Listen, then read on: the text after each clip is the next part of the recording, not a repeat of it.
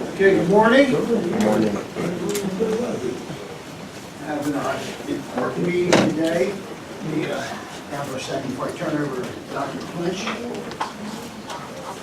Good meeting last week, thank you all. Dr. Clinch is going to shortly come up and go through the economic forecast decision-making last week. We all applaud him. So he's going to review that, and then I think we should discuss and vote on borrowing. And then we will move from there to the other recommendations. I think we'll do it by working our way through last year's report, getting some updates from things like the ambulance, and some other areas where there hasn't been perhaps been action that we would like. The transfer tax, the actual rehanging of the transfer tax from the standpoint of having it reviewed. We made a recommendation last year reviewing it every 4 years. We suggested that the council and the county executive talk to our delegation, that we felt that whole issue of the means and resources and how the money is used should be controlled by the county and not by the state delegation. So those are some large recommendations. And then after last week's meeting, and I'll discuss it in more detail, we had a small group meet on AFO to try to talk about what we might do in terms of, because it's really looking forward to next year for this committee to make a recommendation on spending and borrowing, that we need more information as to the impact. And so we met with Craig Benning and Jeff Grunow and Holly, and we talked about the impact report that was done and the good and the bad, the ugly of it, and how really what we asked those three is if we were putting together an RFP to do it, taking our time, doing it hopefully with not knowing the outcome, but knowing the end in mind, but just wanting to know what the impact is and some correlation, how we would do it. And we had some, I think they know how to do it, actually. I felt pretty comfortable coming away from that meeting that we get good information. So we'll be talking about that.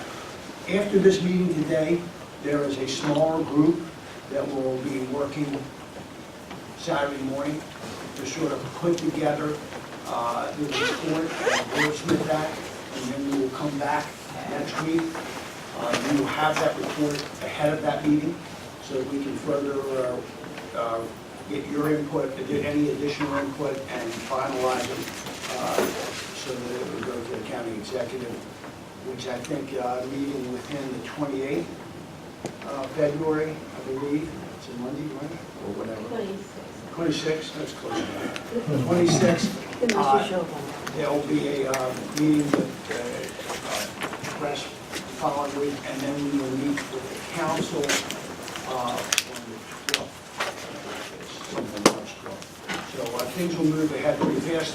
That small group has also been working with how do we get the word out, and we'll be dealing with that with some specific assignments on Saturday. So a lot to do. I was telling Ralph, I think either we need to start earlier or we're actually using our makeup meeting to finish up, and I think we're moving pretty fast as it was. So with that, Dr. Clinch, you have the stage. All right, I'm going to talk today about the Howard County economy, but I don't think we can talk about the Howard County economy without knowing what's going on at the state level, and you can't understand what's going on at the state level without knowing what's going on at the national level, so I'm going to go briefly into those first. So, the national outlook, now we're already in the second longest economic recovery in post-war history. As Janet Yellen said, expansions don't die of old age. The risk of a recession now is down to 5% in November, up slightly, but again, it's unlikely we're going to have a recession in the coming year. Now, the Board of Revenue Estimates in their report has a pretty interesting slide that shows this recovery is kind of lagged in the recovery of real GDP. But I think still we're in a long recovery that's doing well. We've had 32 of the last 34 quarters with positive economic growth. As we all saw in the paper yesterday, and inflation is finally trending a little bit upward. Usually economists don't like inflation, but again, it's showing that we're not getting out of the deflationary environment we were possibly entering. So projections for the national economy are for continued economic and employment growth. Wage growth, finally, we've been saying it's going to happen next year for the last 2 or 3 years, so the clock, stop clock is right twice a day. I think it's finally going to happen. And increased business investment. As the labor markets get tight, what's lagging in this recovery has been corporate investment, business investment in fixed assets, productive assets and things like that. And it's finally coming to come back this year. So this is a good year for wage growth, good year for fixed investment. Nationally, the economy, this was where we were last year, so we had some red and yellow. Now there's really only, everybody's green and blue. Green is growing, blue is kind of stabilizing. Yellow is at risk and red is bad. So as you can see, the energy recovery is hit the Midwest and West, and broad-based national recovery. So that's the nation. Any kind of questions about the nation, real quick? I told you no hard questions. Well, my concern is the potential not coming this year, but next year, with an awful lot of money being dumped into the economy as a result of the tax act that was passed, as well as the $300 billion that's out of the... It's another question, and I think you and I will talk about that offline, because I don't think it's good for everybody here, but again, I think long-term, why are we cutting taxes in a growing environment? Why are we doing monetary stimulus at this point? It's questionable, but the question is what's going to happen to productivity growth, but the answer is yes. I know we don't really know, I just wonder if there's any way to kind of, factor in the almost certainty of higher interest rates. Well, it depends what's going to happen with interest rates, and I don't see them jumping precipitously in the next 2 years. So, precipitously. I mean, growing, yes. So, we need a shock for that to happen. You need a shock in inflation. Yes. For it to happen, and that's, I think, where the markets went crazy is because with the 10-year bond was pushing 3. I think that spooked the markets, but it's really because it spooked them in terms of this had an indicator that we're really looking at inflation. And when it goes up, it'll go to a long-term norm, not the ridiculously low rates we've had for the last 10 years. But again, I think that I would gladly have a coffee with you afterwards. Maryland outlook. What drives the Maryland economy? The federal government, the federal government, the federal government, but also healthcare, professional services, construction. The federal government is also driving professional services. The professional services economy in Maryland is driven by federal contractors. So, last year's dire predictions of the government, stopping spending money, I was wrong. We haven't had it. The federal government kept spending pretty well, but there still remain challenges to the Maryland economy. There's an economy driven, as I said, by the federal government and professional services, which are themselves driven by the federal government. We're not going to see tremendous growth in federal spending this year. Healthcare grows roughly with population and a little bit more, and construction's nearing a cyclical peak. So the 4 drivers of the Maryland economy really are in for stability, not strong growth. So it is still, and I say this every year, that we need to diversify the economy. And when diversifying our state's economy, the business climate is always seen as a weakness. We'll be releasing the renewed business climate survey in about a week or 2. So business optimism in Maryland is improving. Business and perception of Maryland as a place to do business is improving. Maryland is a finalist for Amazon, which is good news. And this county, even though we lost our bid, we still win if Montgomery County or DC get it, because a lot of those workers are going to choose to live here. So again, Maryland, you see this slide every year. We shouldn't bet on that. What? We shouldn't bet on that happening. DC? Yeah. I think having been involved in one bid and possibly 2 now, I'd say they're in the running. No, I'm sure they're in the running, but there's... I'm not counting on it. I'm trying to give you a piece of optimistic news. They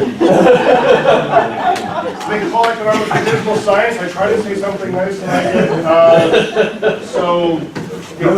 Maryland's economic performance, we've lagged in the recovery. In the last 2 years, we've been in the middle of the pack. Again, we didn't get hit in the recession quite as bad. But Maryland economy is in good strength, but slow growth in core drivers, healthcare, professional services, construction is going to be a drag. Maryland will benefit from the increased defense spending. The 5-year outlook is for us to be 18th in employment growth, because we're pretty much at full employment. 27th in GSP growth. I don't understand why that's lower. But slower employment growth because the nation and the state are in full employment and the labor market is not expanding. Holly asked me to say 2 or 3 times in this presentation. So So as we diversify our economy, we're really well positioned. We have about the best educated workforce in the nation, strong meds and eds, hospitals and university drivers. What the federal government does here tremendously is R&D, which generates a lot of our life sciences and high-tech industry. We're a life science industry, technology businesses. We're growing in the state in life sciences, financial services, professional services. Distribution has been doing well at the state level, and a lot of that has been here in Jessup. So again, the projections are for low levels of employment growth, better levels of personal income growth at the state level, and as I say every year, the Board of Revenue Estimates is very pessimistic, and the outside economists are pretty optimistic about the Maryland economy, more optimistic about the Maryland economy. Job growth, I actually just come back from a meeting at Washington DC yesterday. It kind of sits in their formal spending for the committee there, but they're reporting similar trend for the job growth, also quoting full employment. So they're also saying their future couple of years there'll be less than 1%, which will be about around half percentage to 1% of job growth. And they also, similar as us, talk about uncertainty about the federal tax impact. Basically, everybody draw a conclusion. There's a lot of interpretation by IRS about the impact of federal income tax law, about the consumer behavior and the potential local legislative changes on that. So in general, there's a lot of opinion or sentiment about a big uncertainty in this couple of years. But I would say, I think that the Maryland economy is doing well at diversifying, and our employment growth will be at or above 1%. I'm more on the Moody's than Board of Revenue Estimates, who has to be pessimistic. I was going to ask the question, we're looking at 18 versus 19. In, say, the previous 2-3 years, how close were the actuals? Were they closer to where Moody's thought it was going to be or closer to the board? Last year we did better than everybody thought. So, I didn't go back to that, 5-6 years back, but last year the state did better than everybody thought, including me. So the Howard County outlook. What I really focus on are three things: population growth, economic growth in terms of employment growth, and real estate growth. Why do I focus on these? Because really two sources of revenue for the county, as we've heard, account for most of it. So when you look at general fund revenues, property tax and income tax accounts for almost 90% of revenue. When you look at all funds, which include fees and other types of one-time things, it accounts for 70%. What drives property tax? Population growth, and to some extent employment growth. What drives income tax growth, population growth, job growth as well. So these are the important things to focus on. So in terms of population, who's coming here, how's our workforce doing? For economic growth, how's the job market? And real estate, what's happening in real estate. So I'm going to hit all of those real fast. Howard County is among the fastest growing populations in the state. We're the gray line, far outpaced the region over the last 16 years. We have the fastest population growth in the state, second or third largest number of population gains, so we're growing as a population. How are we growing is really interesting. You have three real sources of population growth. You have net increase, births minus deaths, migration, international and domestic. Now, Howard County is one of only 8 jurisdictions that's gaining jobs from both domestic migration as well as international migration. So everybody's getting a more international population, but we're gaining the most in terms of numbers and percentage from domestic population, and that's a lot of in-state migration. So we looked at the IRS. This is a different data source, so it's hard to bridge them. In-migration, these are returns, so it's roughly a household. You've had two return families and things like that. But we get a net in-migration from the rest of the state, a net out-migration, which is normal to other states. This is a lot of retirees. Transient area too. Yeah, and transient area, but retirees as well. And we're returning, back in the early days, everybody moving into Howard County had higher incomes than those who were leaving. We're back to that trend, hopefully it will continue. So we're gaining population from the rest of the state. Now Montgomery County, Prince George's are not surprisingly the leaders. What is interesting is Baltimore City was number 3, which makes me hypothesize that as all the millennials were moving into the city, once they started having children, they're going to start looking for places like Howard County. So that's a hypothesis based on one data point observation. Don't bank on it. But it's an But interesting. there is a sense that logically, if you look at millennials and they look at the demographics when they start the next 10 years, start having kids, if the downtown center and ultimately Gateway create mixed use and urban feeling, that they get the best of both worlds.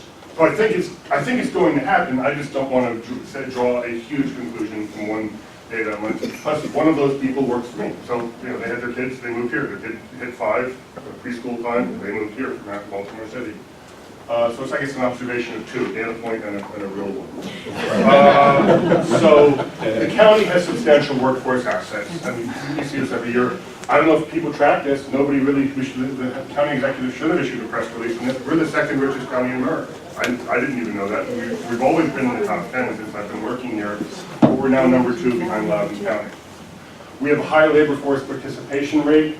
73% of people in the county, or work-age people, are engaged in work, compared to 68 statewide. Highly educated, everybody knows this. 62% of our workforce has a bachelor's or above. 33% have graduate degrees, among the most highly educated workforces in the country. 61% of our workers are employed in management, what are called the creative class occupations, management, business, arts, compared to 45% nationally, and we're tied to 2 labor markets. We're sending almost as many people to DC as we send north to Baltimore. And these are 2 growing job markets. So we're really in that sweet spot geographically and population-wise. Now, labor force participation is one point of concern for projecting future income growth in the county. Both our labor force and the employed population are growing much more rapidly in the long term, but in the last year, we actually lagged the state. And we've been kind of going from much above it in the past to pretty much tracking the state. And one of the reasons that's happening is in the recovery, we've already had pretty much full labor force participation, so there's less slack in our labor market. So, the caution is that we're not going to get a lot more people entering the job market going forward to project income growth. So that's it for population. Is there, I'm just trying to understand, on our labor market, you're capturing the labor market of those living in Howard County? Living in Howard County. Living in Howard County. So are we seeing a change in the terms of our labor market in terms of day trip in versus day trip out? Is that change, and can we have any metric to measure that? There is a change. I looked at this, and what was interesting is we haven't had a big shift. The employment growth is tracking regional employment growth. I thought in the last 10 years we'd be sending more to DC, the DC area, but it's really stayed pretty comparable. What has grown, as we've grown our economy, which we're going to talk a little bit about now, is we've gone to a much higher percentage of people living and working in Howard County. So that has increased tremendously. We talked about that in the AFO study a little bit. But a lot of the growth has been as we've created more jobs in the county, more of those jobs have been filled by county residents. In terms of economic growth, it's all good news. Is Larry here to hear good news? No. The one day he misses, I'm going to sing his praises. In terms of overall employment growth, we're the blue line. We beat everybody over the last 10, 15 years. And in terms of total employment growth, we're number 2 behind Anne Arundel County, number 2 in percentage growth. When you look at private sector growth, this is all jobs. We're actually the fastest growing jurisdiction, and number 2 in the total number of private sector jobs growing. So Howard County is growing. We look at what our specialized industries in. We do something called a location quotient, which measures the concentration of employment in a particular industry.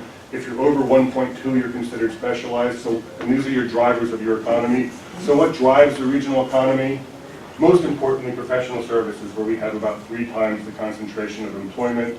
Also, management of companies. We're attracting corporate headquarters and back office operations in the county. Transportation and warehousing, located near Jessup. Construction, and arts, entertainment, and recreation, which really is serves the local population. And this, again, AFO is really potentially impacting here, because construction is a core driver of the county's economy. How are we doing in growth? So again, this is the county compared to the U.S., Maryland, Baltimore, and Washington metro areas. Basically, we're growing much more rapidly than the nation, state, and region in almost every sector, with standout sectors being manufacturing. We had a 30% growth in manufacturing in the county, and this is both high-tech and Jessup related, so it's an interesting dynamic there. We're creating both high and middle skill manufacturing jobs, but again, also wholesale distribution. Quick question. on a couple slides back, we showed 90%, 89% of our revenue is from, as we know, property and income tax. But when you looked at all other sources, it dropped to 7, and those were fees. Well, fees and one-time taxes and entertainment taxes, yeah. Okay. Do we have a distribution in your report of where those fees are coming from? No, so that's the my knowledge. It's also include fire tax, which is. It does include That's a fire fee. tax, which is property tax. That's not Okay. general fund. Got it, that's enough to know. But no, I don't think we do. So that's the overall state of the economy. What is the driver here? I don't think I'm surprising anybody here that federal spending in this county is an important driver. I think the growth and specialization in our technical services industry is likely driven by federal procurement. So federal procurement, this is the federal fiscal year, since federal 2010, with the budget problems, it started to fall. We had this big bump this year, which was really large construction contracts related to Fort Meade, so they wasn't actually happening here, but is now trending upward. And what's, again, important to note here is NSA procurement is not likely to be in this. So the federal procurement data system keeps certain things dark. You shouldn't be able to see what the FBI or National Security Agency is. So it's actually doing slightly better. So do I take from that while the administration's cutting people, Yeah. they're not cutting their non-personnel spending? And they really didn't even cut jobs, because both the federal workforce and the federal jobs grew in the region. So they're cutting none of it. So as I said, that's not to say they won't continue, and they're not filling certain positions, but I think the budget pain is probably down the line if Congress passes it. But again, federal procurement is what's driving the county economy and what differentiates us. We have other industries that are important. I'm just simply saying what's the external wealth generator that's leading it. So what does the federal government buy? Professional services, $1.4 billion worth of professional services. Much of it R&D, but also computer and consulting services. So again, that's what's driving this. When you look at our contractor base, Hopkins obviously stands out, but just these 10, 15 firms account for 80%. So we're driven by large, high-tech, R&D oriented federal contractors. So that's it for the economy. I'll go real quick on real estate. Any questions on the economy? Good, I'll go. Howard County residential real estate market is in full recovery and has far surpassed the pre-recession levels. So the green is the price. So again, we're at above pre-recession pricing on the median units. Blue is the units sold, which again is lower than historical norms because we're building less, but is trending upward. And this is the inventory, which is trending downward. So lower inventory, more sales, higher prices. Residential real estate is in recovery, is an expansion. But this was a big drop in residential. I was hoping Jeff would be here. I don't see him, but big drop in residential permitting activity. But again, I think this has to do with the large number that were permitted in the past. And non-residential permitting fell last year, but is well above the post-recession average. So, we have some cautionary notes here, but I'm not too worried yet. So that's real estate. Now going into the outlook, I'll go real quick. Maryland's recovery will continue as slow and steady. As a county, we're going to continue to grow population and jobs, but we have to be cautious of the labor force growing much more slowly than the state. The real estate is in recovery, but APFO has a potential to impact this, as we all talked about. Continued growth since 2016, but there's reasons to be cautious because long-term federal spending, if this budget is passed, it will lead to decreases in federal spending in the next year or two. And let's be honest, the markets have not responded well to this budget deal. So there is some caution. So, in terms of forecast, roughly 4% personal income growth. What's important to note here is, again, that personal income growth includes two elements. Population, more people, more income. Income growth of the population we have here. So roughly, half of the income growth comes from population growth, half of it comes from increases. If we slow development in the county and attract less people in, we will have less personal income growth. So the last slides are on APFO, which I wasn't here last week, and they said that they wanted me to talk about APFO, but since I'm not going to, so that we can skip those. So if you say, so roughly 2% of the 4% is actual personal income growth, about half is population, half is, Yeah, so how does 2% compare to historical? 2% would be far below historical norms. So back in the boom years of the 90s, we were growing at 5 or 6%.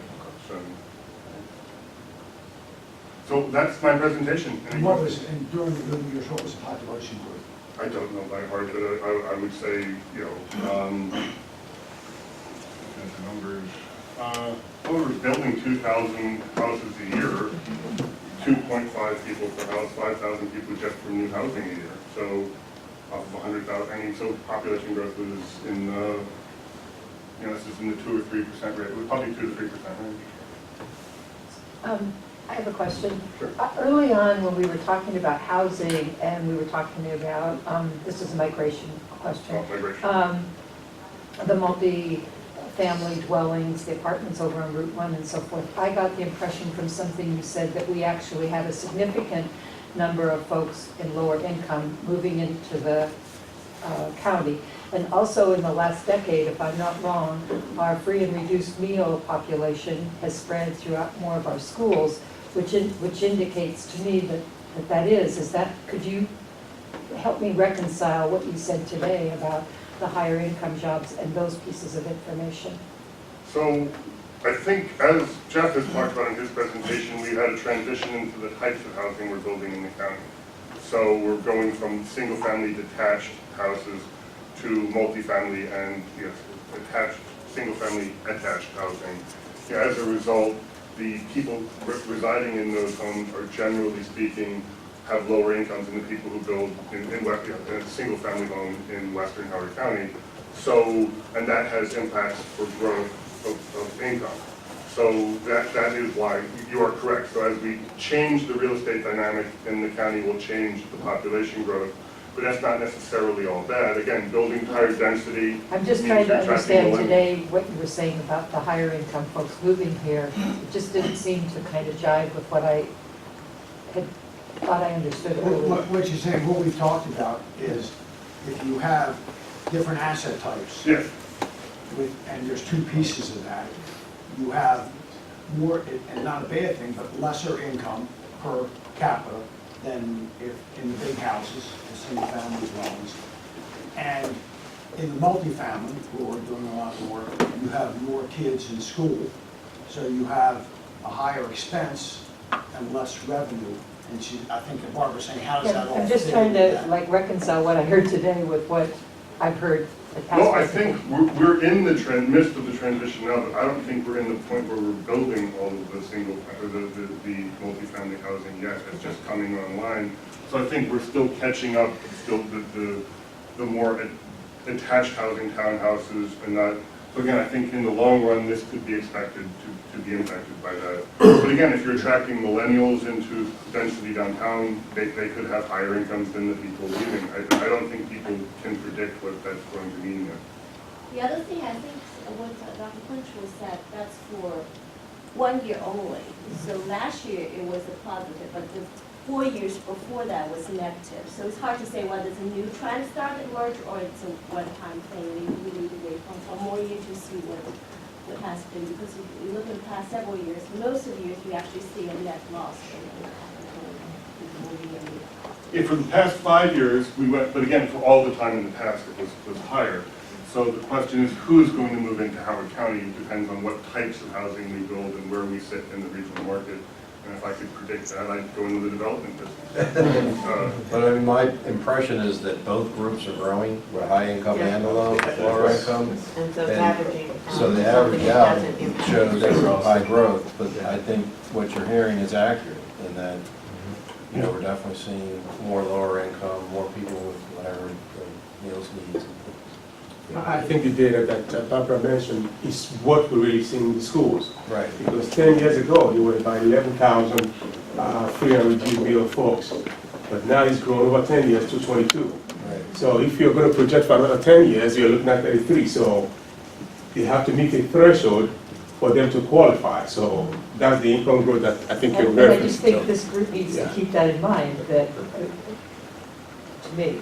Yeah, And the other thing to us too. And the other thing with schools is that the demographics of the county are changing, so the demographics of our students are changing. So we have to increase services in order to provide English language learners and so on and so forth. So as the population is coming in, which is great, our school population is increasing. The population, we're not able to keep track of the population increasing and the funding we need in order to provide the services, which also, of course, gets us back to Africa. But also, those houses yielding children is roughly 30%, not 50, 60, 70%. So when you balance that out against what else is coming, you don't see that in the same way because it normalizes it. So we have to make sure to remember that the impact of that is something that we're not necessarily going to see right off the bat. It's just a little bit longer for that And to we show. can't hide it. Yeah. Jim? Yeah, just a quick question. Thank you very much for the presentation. Generally a positive outlook. So what are some of the economic conditions that, that if they presented themselves in the next 12 months would turn this optimistic projection a little more negative? I charge extra for those hard questions. Okay.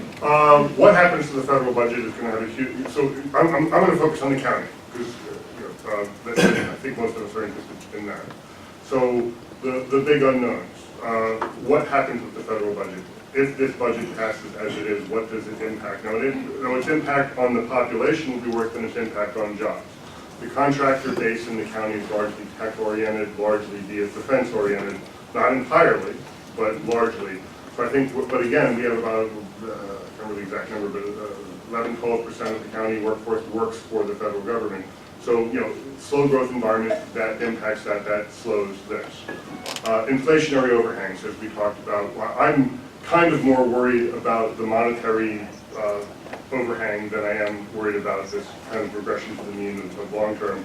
So if there's a flight from the dollar, which hits inflation, everything gets hurt. So I think that's a macroeconomic problem that worries me more than the one we talked about a little bit earlier, is the monetary overhang. But, and then, really at the state level, the issue is the county's economy is really at this point linked in terms of growth above the norm to how the state economy does. And the state has, budgetary and other headwinds that I think have impacted its ability to grow its economy. Maryland has not been a dynamic growth state for the 25 years I've been here. We've been talking about diversifying our economy for 25 years, and we've done an average job at a state level. I'm not talking about the county here. So if the state grows more slowly because of the tax and other problems and regulatory problems we have and continue to have, that will impact the overall growth, which impacts population and job growth here, above the residential demand-based industries and federal serving industries. Richard, just to go macro for a second, in terms of the dollar, which is going to impact inflation, is the deficit in the budget what would drive that in terms of the markets? Yes. How is the market going to respond to this deficit? How is it going to respond to rising interest rates? As we dispose of the assets that quantitative easing attracted the federal government, we're releasing a lot of money into the economy, global economy. How is that absorbed is worrying me. But that's a much bigger country. And the uncertainty is we've never done it before. Never at this, not this numbers. and not when we did it, like, if you go to economic history is a thing I could talk about for hours, and I'm sure you've thrown me out. But we did some of this in the past after wars, but it was in a growing environment. So the question is, where is the growth? So for those, there's a great article in The Economist questioning this question, and it's in this week's Economist. And I'll send it to you. I'll scan it and send it to you. Oh, we can circulate it. Circulate that. Yeah, but I'll send it to Raul, and we can circulate it. I'll scan it. And again, in The Economist, a pretty pessimistic magazine says that this might not be as bad, and it gives you much better historical context than I can give here. Did I answer your question? Yes, thank you very much. And any more? Then I'll sit down, drink my coffee. We're good? All right. Yeah.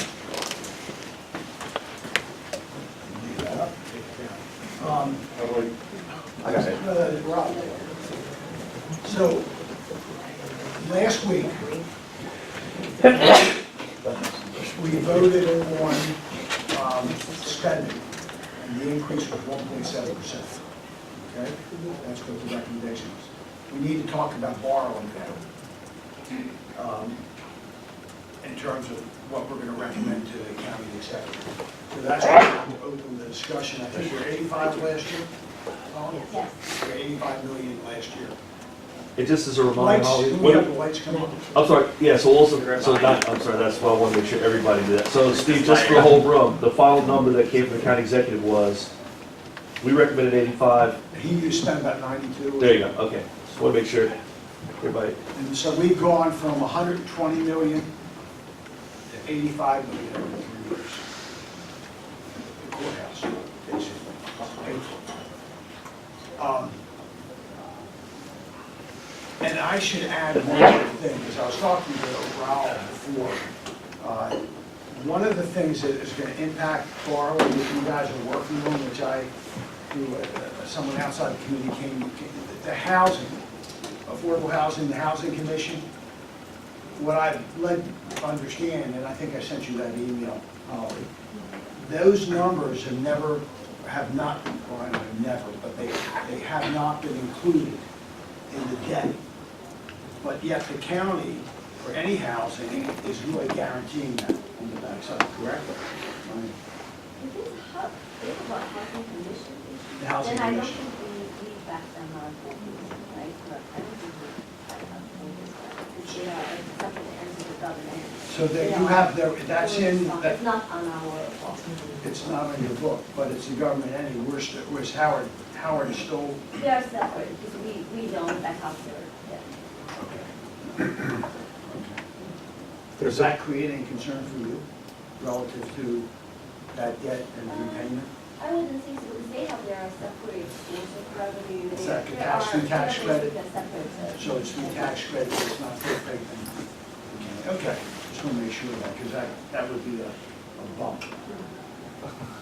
Okay, any other questions, and then we'll open you guys for what you think. So- should be- Last year, one of the recommendations from the committee was to look at the overall unissued but yet authorized bonds and see if they could be tied to projects or other things that were still on the horizon. Were we able to do that? Because there's going to be, it looks like about $255 million at the end of fiscal year 2018 in unauthorized GO bonds, or unissued GO bonds. Well, we have been looking at, so we started by looking at all the historical ones there, Yeah. but then looking even to the new bond issuance there. So I think Nikki showed to the group something ago, a few weeks ago, that actually historical authorized but unissued continue to be a big number, but have been trending down in the last few years here. And after the spring bond sale, which we're going to New York next month, also there, it's going to be lower to only $100 million. So if you see the trend has been dropping. There will always be some amount, because between the time you authorize and you actually spend and then issue bond to reimburse, it almost have a natural lag in general about 1 to 2 years there. But the amount has been dropping, and we have been asked individual departments and all the government entities to look at those, and if there's some of the projects there come to the point that needs to be closed, or instead of we are doing that adjustment to close that and to authorize those there. That's still a relatively small portion of the total, but we are doing that exercise, and you can see the number has. No, I see it going down, but we still haven't completely identified every dollar in that bucket as to what project it's tied to. We linked it to all the projects, but we haven't decided every single project. Whether it's is a go or tied no to go. close this year or next year and the timing. And we did ask everybody to do a cash flow projection to each project where you realistically you will need that cash, and we could say whether that's the right timing. But that then we are sitting down together with everybody, saying, do you really need it at that year or a different year? And is this a project at this point you need to continue or you can pause? And when we're looking at the overall percentage of debt service versus total revenue for the county, we're only looking at outstanding obligations at that point in time. The debt survey, there are a few different debt indicators. One of them is outstanding total debt, that's divided by assessable based on that. And in terms of debt service, that's projected debt service based on all historical and projected new debt, the debt service. The projected new debt, like if we, Including like, if we're projecting 95 million a year for now, that's the assumption for now, before we know what actually is gonna happen. okay. So when we were looking at it last year, and we looked at what the impact of the P3 project would be plus the $85 million, those are the numbers we used to say it was going to go over 10% for a short period of time. Yeah. The county Not only issued 100. 85, we actually, for future years at that point, we were assuming for conservative approach, we actually assuming 95 million for the Okay. next several years. So, but last year we issued $130 million in bonds because we issued some of the previously authorized yet Correct. unissued. So that number wasn't included into the, That is included, because what's happening is when our finance department building the future actual debt service, they building a lagging, say, okay, last 2 years, we authorized so much on that, then what we projected is next few years, there will be debt service attributed to the past few years here. So even our assumption is authorized level is historical so much and the future years so much, the actual debt service to projected was based on a higher amount of debt issuance, because that's attributable to the historical big bump, which is still going through the pipe, hasn't finished yet, the historical 120 million, whatever, every in the past year. That's why we continue to, based on that assumption, our own projection for the debt service was already assumed on annual basis, we issue more than 100 million based on the potential authorization of like 95 average. So, So that's already built in the model. so what you're saying is after this spring and the actual borrowing, we'll be down to, you're saying about 100 and some million of. I think it will take another couple years, then it will go back. I'm just, in my mind, I'm seeing the slide that Nikki put up, and it took us from $1 billion some in bonds down, I think the last year was 770 million. That's the number that sticks in my mind. That's, because there's a lot of other things, water, metro bond, all those other, what we're talking about is the geo bond. Those have separate resources. to no, put I'm just talking about the geo So bonds. forget about the $1 billion, 700 million water and metro bond, that's not relevant, I mean, Because for that's- now. because that's funded- They have that's- their own source that's and they funded have by no water. trouble. Okay. That's not relevant at all. So- I would say focus on the geo. So when we look at a slide like that, what would be helpful is if we see it relative to geo bonds. Yes, What's and that's which is unauthorized? like at the very, Okay. very bottom of Yeah, it's the bottom of the slide. Okay. Yeah, That's that's the the 100. bottom. Well, it doesn't say 100 on here, it says It does, it's 220 like 200 cents. something, but then after the spring bond sale, it's gonna drop. Okay, got it. I think the 220-something you're talking about includes the courthouse. No. projection. The Courthouse is a different bucket, 95 million.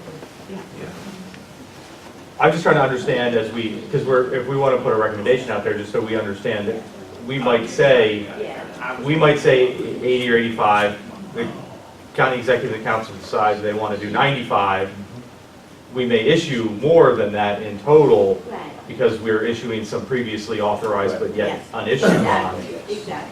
Because the last 2 years, That's what we. we've issued $133 million and $124 million in bonds. Right. Well, it's also how you evaluate a credit rating. It's not what you've done, it's what you could do. Right. So, Right. And again, Capacity. these are all Exactly. correct. And So, again, I there's think the your concept is that because of time lag, the historically high authorization several years ago is still going through the pipe when it gets actual bond issuance. That's eat into a lot of existing capacity. That's why you should be careful about how much new bond you have to authorize, because some of the current bond issuance is not just based on today's authorization. Some are still attributable to the historical level. At that point, they have a high level, so that's still going through the pipe. It probably take a couple more years, and that's going to be fully completed. Now, all the recent years were authorizing started to get materialized when transfer from authorization to actual authorization. Although the bonds were authorized and recommended, we did decide to spend the money. So Yeah. it's two factors, not just one. Not just one, yes. It took action. So I think last time, didn't we start with Dwight? Dwight said 0, right, Steve? Yes, I would propose 0 again. That's where you want Nothing's that. not consistent yet. Consistency. Change, sorry. So can I get a sense, and a number put out in terms of borrowing? And I'll give we came at 1.7%, which was, I thought was an interesting. 7.5. 1.75, thank you. It was a really, I thought, great discussion last week and great input. Coming into the, I thought that the uncertainty of AFO would be more reflected in borrowing than in spending, though it impacts both places. So relative to borrowing, we were at 85 last year. Can I get a sense of, from the committee as to where you think we should be this year?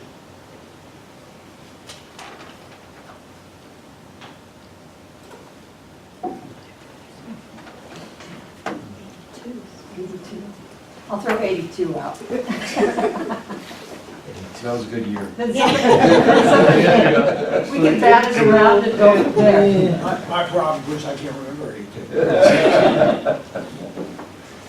Yeah, I was gonna throw out 85, so, you know, we're in the same ballpark, Mark.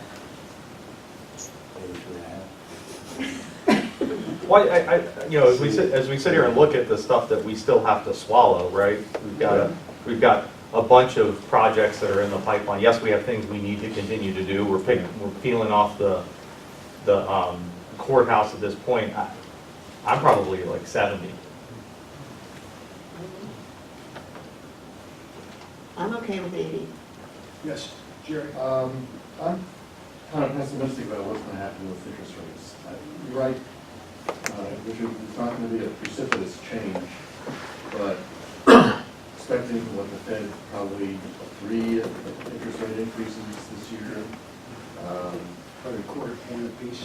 Well, yeah, and it's going to takes what, 18 months or so before those work their way through the economy, but they will have an immediate impact on interest rates for the bonds and so forth. So I would think that we should be really prudent and conservative in whatever estimate we come up with. But maybe not saying that we're going to go out there. If this is the last year of low interest rates, wouldn't it be smart to lock those in now, understanding that in a few years when we get back up to the 7-8%? Well, my That's perspective. what we did when we were doing 1-1. How you can I just said that part of is that whatever we put out as a number, what they're gonna, what the county exec, what they're gonna spend is from the past. What we authorize this year is something that's gonna be down, Right, so the interest rates are not gonna be maybe the 3-4 same. years. So, that was the logic when That's it was 120 million. Let's do it because money is cheap, but, and interest rates went up slightly, but. So it kind of worked out. It kind of worked out. Well, without, if you're a banker. So I think, it's, I'm just saying, it's a slippery slope to figure money is cheap and because interest rates are gonna go up. When you borrow that money you're authorizing this year, it's gonna be higher interest rates. If you were gonna use that logic, which we don't control, because we're saying, okay, you borrow 80, you borrow 70, you borrow 82, the county executive then makes a decision what they are gonna borrow, and it's been something we're above us. You'd be looking back at all the already authorized bonds and seeing how you could accelerate existing projects in the pipeline. That's what you'd be looking at versus authorizing new pipeline. Yeah, I'd have to, based on my unfortunate experience, I've been listening to all these ACFO hearings, the report, and hearing the county council talk about how we cut, I was on the committee when we voted for the 120 million for that very reason, and now that's held up as the new norm. So I'm loath to give them justification again for raising it, just because, at the hearings, when people talked about the capital needs, which are immense in this county, they said, well, we've had to cut it from the 120 down to this. They never remembered. And they never remembered that it was a temporary thing. And I can tell you, Josh, you weren't with us that first year. But when we went the first year and spoke to the council about that, and we'd cut it to 90 or 95 the first year, it was like, oh, we just borrow 120. I mean, as if there was no historical reference to why that was done, or there was logic. It was or at least a number of the council people, that's just, why can't we just borrow 120 million? It was an interesting discussion. So I agree with what you're saying. There's 2 points to react to. I cannot say I'm not biased because I didn't address the CIP issue. 2 things. One is about interest rate. It is true, I think the time when you authorize versus issuance typically have some lag on that. But it depends on individual projects. Some is just waiting to get authorized and they have contract right away and do the construction right away. There are some contracts like that. That could be quick. So it's depending on the project. How much The, of that is quick? It's Historically. What we talk about, average versus individual project could be very different. So the other thing is interest rate in general, the last few years, several years, has been historically low. So its interest is just like, yeah, it's true, some of the 120 we go through the pipeline, at this point still enjoy relatively low interest rate. But in the future, the trend is going up, and you don't know how fast and how quick, right, in terms of the level. So it is true, actually, it's probably authorized today, will still enjoy relatively high, relatively low, may not be that low, but relatively low. But later, after a couple more years, when you authorize at that point, the interest rates probably would be quite high. So I wouldn't say completely today it's not relevant interest rate discussion. I still feel like today, compared to the future years, the same needs, then actually you probably. I understand what you're saying. Rates are going to go higher. That's what you said. Rates are going to be higher in the future. But I think ultimately what we borrow should be based on our capability.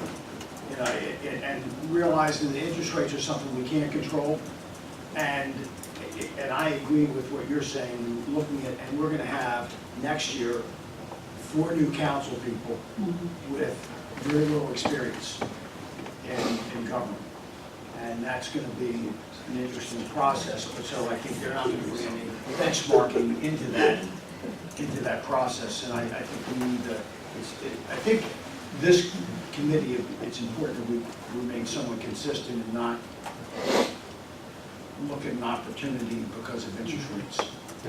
Well, it's a call to committee, and I understand the message sending side as well, and I agree on the prudence. What I try to say is interest rate discussion given the trend, it is relevant. I don't think you should completely ignore that. Secondly is, it's very true that today's capacity, a lot of it's already taken by historical one, but there are still ongoing needs, no matter it's infrastructure here, infrastructure there. You cannot say because historically been doing, let's ignore all that, not doing the maintenance, not doing all those. So realistically speaking, unfortunately, we still have to do something, and actually some are burning needs there, so that's the only thing. Well, I agree. I think this committee would agree, but the missing piece in that is the revenue to pay for it. So if you just went on needs, we could borrow 150 million to deal with it, but you have to pay for it. So unless the committee, unless the county is willing to increase revenues in some way, there's an imbalance there, and then you're going to be pushing well above the 10% and squeezing out the social issues and the other things. If we look at, we know education 62, so you got 38% left for the rest of the county needs, and if you started pushing that number over 10%, which would happen if we push that out, then you're looking at squeezing the needs of the county in terms of, in a way that I think is unacceptable. So there's a balance, and at some point the county's going to have to deal with that imbalance. I'm not advocating this, but what's the differential from AAA to AA? What's the real impact if we slip and go to 12%? A lot of impact is, their only part is about interest rate payment, especially when interest rates are relatively low today. In the future, the spread could be bigger. There's a lot of perception about the county, whether we are kind of top tier county in terms of track business, in terms of overall quality of business and the policy environment. It has a lot of implications when you say a AAA county versus a AA. It's completely different perception on that. So that's a very important We one. We have other counties here that are AAA that don't have great perception, isn't that right? There are some. In Maryland, actually, we have, well, it's very interesting. Nationwide is really very small number of jurisdictions get AAA. In Maryland, actually, we have probably a little bit more than usual coming out there. AAA is not the only thing speak to the county's reputation or the quality, but it's very important. Usually, we try not to use that. If you're talking about revenue, I don't see how we can say that we believe the revenue needs to be moderated. We need to send a message about being more conservative and recommend borrowing at the same level. That's not a message that makes sense I to would me. agree. You're saying 175 implies a lower. Yeah, and I think everything we've been saying about being more cautious and making sure that everyone, realizes this. We know that in the case of real need, it's something that changes, the council and the county executive have the authorization, to move where they want to go, and we'll have to deal with the impact of that. But I think if we're going to send a consistent message, then it has to be on both sides. That reduced revenue means we have to have reduced spending. And if that's what we're going to say, then I think we have to say it consistently. I'm not sure we need to go to 70. I appreciate where it's I want to hear his rationale for that. What's that? Seven. It was a relatively commensurate drop from where we were from a revenue growth. Yeah, but what was I was using the same analysis that Alan just said. Right. We were looking at 2.2, 2.4, Okay. and we dropped that. Well, what I was gonna say is, I'm gonna leapfrog my friend Barb and drop to 80. I don't know if I'm prepared to go to 70, that's a conversation I'd love to have with you, Steve. But, Remember, spending, bond issuance equals increased spending down the road. understood. Yeah. Yeah. Not just done, one and done. But looking out into the distance, the one thing I think we should also consider is not only the effect of the courthouse, but we're gonna have to deal with our correctional facility at some point. And that's a whole different animal, even if we do it via another P3, if possible, that's still gonna have an impact out there. We do have to keep something like that in mind. That is, you can't look out to the future and predict the unknown, but that's pretty much a known. That's going to have to be dealt with in some way, shape, or form. Well, So I that mean, that needs to be in our consideration. I would just throw out from the chair, I think 80,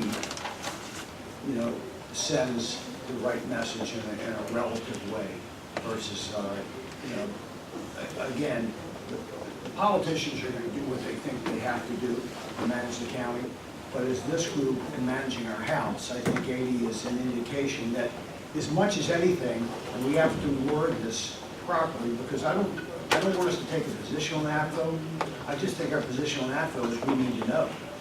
We need to understand the impact. We can't, Matt, I don't know how you do the legislation with that, to be quite honest. Honestly, but in our case, I think we need to know is understand this without any reflection on it's good or bad, is what's the financial impact of that downstream and how does it affect the financial welfare of the county, so we can make the right decisions. Yes. That's what I'd just like to follow up with, Steve, and that is there some model that we could take a look at and say, look, if we do $70 million, and we do $85 million, we do $100 million, here's the impact that we believe we're going to see 2 years from now, 3 years from now, 4 years from now. Is there a model? Because otherwise it just feels like we're picking numbers out of a hat. No, if you started cutting those kind of deep cuts, two things. One, I don't think it would be good for the county. At that point, it's too a problem. But you could do it because you'd have to model with the county, with their help, is how the actual authorizations come out, and you'd have to look at what that impact would be downstream. And it would push down, just like we do with the courthouse, Jim, it would push down spending, it would push down the percentage that, under 10, it would push down that percentage in terms of the overall budget. But like most things, nothing's that simple, because it would also really impact our ability to do things we need to do, and that would impact our ability to grow. So there's a balancing act on anything we do on spending and borrowing, that you have to try to hit that reasonable period, and then you have to let the politicians make the decisions relative to balancing both ends of the equation, and that's how do you get revenue, how how do you reduce expenses? Because my recollection is there's a pretty big overhang as well too, of things that have been authorized already but not yet, not yet obligated through a bond issue. So That was if the that came 220 forward, million. if that came forward faster than what perhaps, the county is otherwise projecting, that could have a huge impact on future spending. Well, that goes back to something that Steve was talking about, where you have what we recommended, you have what the county executive ultimately recommended, and then you actually have an actual number of what happened to, or of what was issued. So, and Steve said last year's number was 125. 120. So really there's that third number out there of what actually is going on, so. We have on the table, and I think I'd like to move to at least a vote to see where we are, because we got a lot of other things to cover too. We have 85, which is existing. 85. I got rid of 85. Okay, I'm just saying, so you look at 85 is what we did last year. We have 82, 80, and 70 are the numbers that I've heard. Is that, okay? So I'll start with 85, okay, is the number we put out last year. Anyone in favor of 85? Before that, I just have a clarification. The last year, we recommended 85, but in the reality, we borrowed the 92. 92. No, we authorized Yeah, 92. follow As I up. remind everyone on this committee, 125. we recommend, we have no authority, we recommend, and I think by and large, the county executive has taken seriously into, what we set into account. You just explained, policy-wise, correct, the authorization allows projects to move forward. So that's really what we're Yeah. saying. Again, when that money is borrowed is based upon the project itself. Exactly. So in other words, if we did zero, no new projects could be authorized. Just the one. If you accepted our- But also ongoing project there, because next stage, you need the authorization to have the contract for construction. No, I understand design. there's You have to multi-year start projects, every- and I guess that also is, It would put a hammer on the future. right, but I mean, again, what we're really doing with the 80, 85, whatever, is that's the amount of projects that can be authorized. To go, yes. Yeah, Steve, quick comment, and as I listen to everybody, I think that I'm comfortable with the 80, but from a psychological perspective, I like that 7 in front, to be honest. And just because it sets a tone and it really does have a psychological impact. So going from the historical recommendations that have continued to come down, not to be cute, but 79.5 and 79 to me does. You sound like a retailer.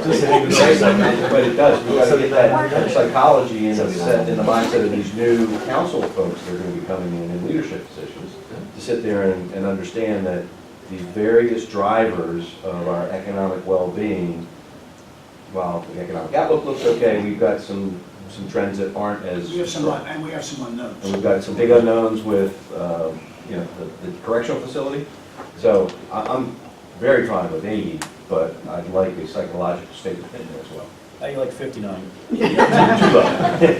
Just checking. So we'll put in. We can't be draconian. Sure. Put 79 in, and I would buy. 85, we had 0. 82. Okay. 80. 1, 2, 3, 4, 5. 79. 1, 2, 3, 4, 5, 6, 7. Could I make a quick comment about 79? Yep. That suggests a level of precision that we don't have. And that's, so I think that's a little unrealistic.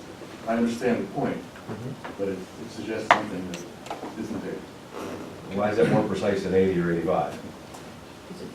You know, when I used to testify for Congress, I never said growth rate was 3.5%, I always said 3.5, or, because there's a perception of precision when you say 79 that doesn't exist when you say. It can be questioned, I think. I think what you're It's a saying, if you say perception. 79, you're going to have to justify that in much more detail. And if you say 80 or 70. Well, that's not a bad thing to have to justify it. Yeah. I mean, because you're Good to Drew's having a point. conversation about getting real. These are aspirational numbers. Yeah. We know that, I seriously doubt in a growth economy, the council and the executive are gonna stay flat. It's much tougher for them to break 90 if the starting point is in the 70s than it is if the starting point is flat or in the 80s. And we wanna, probably if our aspirational starting symbolic point is, you know, manifoldly below 90, we can keep them from heading that way. But listening to what Jerry said, I think it would be more comfortable with saying 75 than 79. I think it's more in line historically with what at least this 4 years of the committee has done, and less likely, well, we have to justify anything we do. We'll be asked hard questions no matter what number we put up. I think it's easier to respond from the 75 than it would be from the 79. I think it would just seem to them gimmicky. What's the normal run rate now then for absorbing the already authorized but unissued bonds that would be added above a new potential authorization?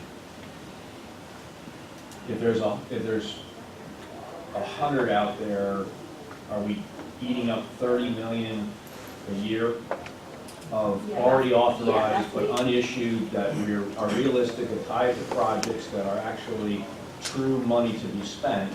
And then plus we're giving another authorization, so are we running 100 a year minimum if we were at 75 plus 25, 75 plus 30, 75 plus 40? I think it takes the next, remember, I look at the models, it takes the next couple of years to get to the historical one down, and then we basically catch up with what's truly authorized versus issuance will be largely even. So we'll eat. So it is true, it probably takes another 2 to 3 years to still every year have a portion attributed. So whatever happens, we're gonna be another 25 or 30 above that Correct. from natural business of backlog authorized unissued. Yeah. Exactly. So whatever we decide in here, figure no matter what the council wants or doesn't want, or the exec, it's still gonna be another 25 or 30. Correct. We'll probably be over 100 this year again. Drive it down, my friends, drive it down. What do you need for the new high school? 120 million for the defense projection. That's over 3 years. But the state throws in So, and what we need, again. What year would that be approved? Oh, we need Yeah, all 3 days. No, I understand that, but really, when would it come, just so we all understand, when will that come about? But still not. Assuming you decide tomorrow. Well, the previous, a few, Because, left me, okay. He left. That's okay. So, well, that's what. He's got some study money in there this year. there's some money going in this year. The county executive said that he would do it a little bit sooner. And it takes roughly 5-6 years from conception to actually open. Students on the door. The students come out. So where are we now? We're in. Fiscal 19 is fiscal 24. I would say probably. For when it's done, or when it's break ground? Depending on the site. Because there's Right, it depends on the There's site. more That's work. the problem with this, is there's so much up in the air right now. I don't even have a site right now.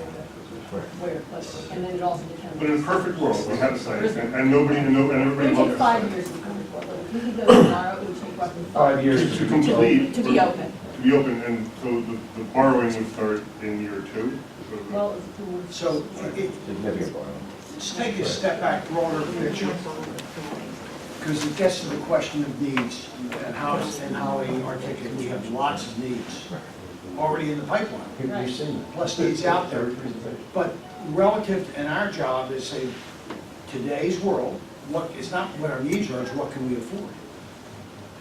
Okay, it's what can we afford. Well, I think that Jim said the modeling is now really 100, 510 of probably what's going to be issued the next few years, not 90.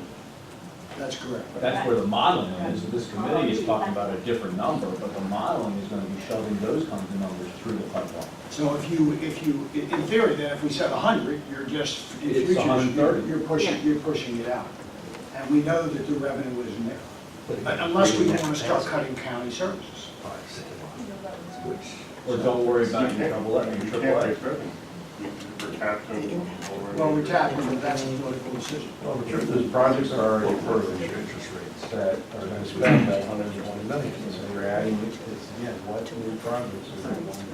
But if we don't build new schools, we can't do it. I get it. I don't know how to. I don't We're know where to bringing in get new the- housing without building the schools and not having the money to do it. That's the problem. I mean, this is the elephant in the room, is that people will move to Howard County for the schools, like you said, you have your one individual, one data point in your office.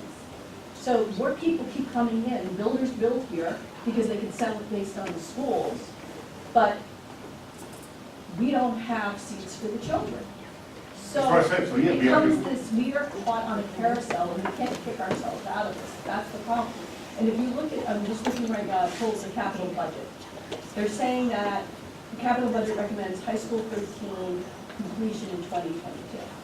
Recommends, but I don't think we're going to. Okay, you pull us back, because we got to make a decision. So we're gonna revote and we'll start with, these are the numbers, 85, 80, 75, 70. Okay? Is everybody comfortable with using those numbers? 85, we had 0 before. No, I do. You're gonna want 85, okay? Sure. 80. 1, 2, 3, 4.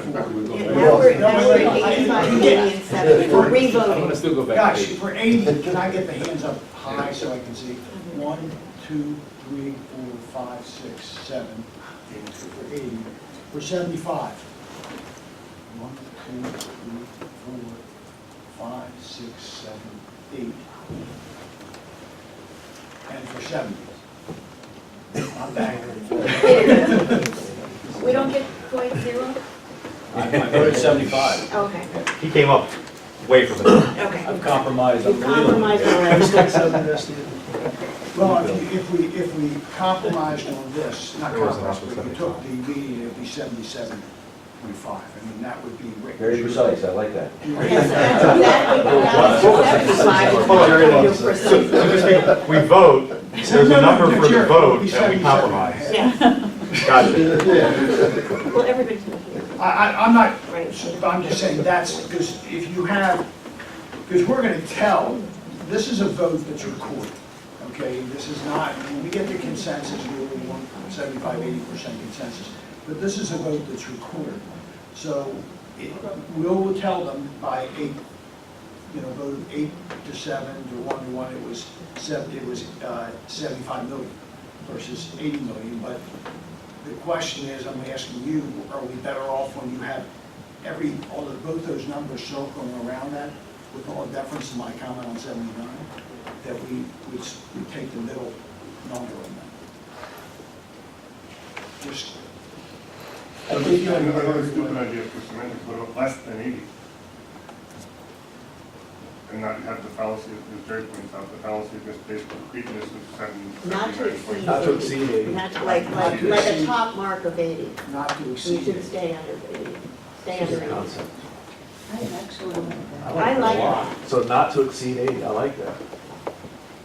Okay, I'm gonna ask. Which gets the 80s and the 75s on board. Like Jerry's concerned about precision, I love the aspirational idea of a 7 on the handle, and just, I think you say not to exceed 80, they're gonna, 80, and they're gonna do Say 88, so. Right. Agreed. Okay. We're gonna have a third vote. No, it's gonna be not to exceed 80, it's gonna be 80, it's gonna be 75. But- If I'm taking out this, I'm Steve. Here's my last point, Drew, to your point, is, well, I'm trying to understand why we're voting again. no, I guess 8 votes, No, 7 votes? what I'm trying to do, and it'll be, you're all this ultimate, I'm trying to get, I'll get you to 9, I'll go to 75 if we don't vote again. I was trying, if it was possible, to get No more. backroom deals. No, if it was possible, if That's what I'm there. focused on around one number, that would be good. If it isn't, it isn't. That was the reason for having another round of votes. Yeah, I think we're pretty split on the 80 and 75, frankly. Yep. Yeah. Because I'm solidly at 80, and I Yep. don't want to go below. And I'm not a politician, so I don't like the political part of this. And so I'm doing what I think is right, and I think is right at 80. So that's where I'm at. And I think others are 75. So. Reverend?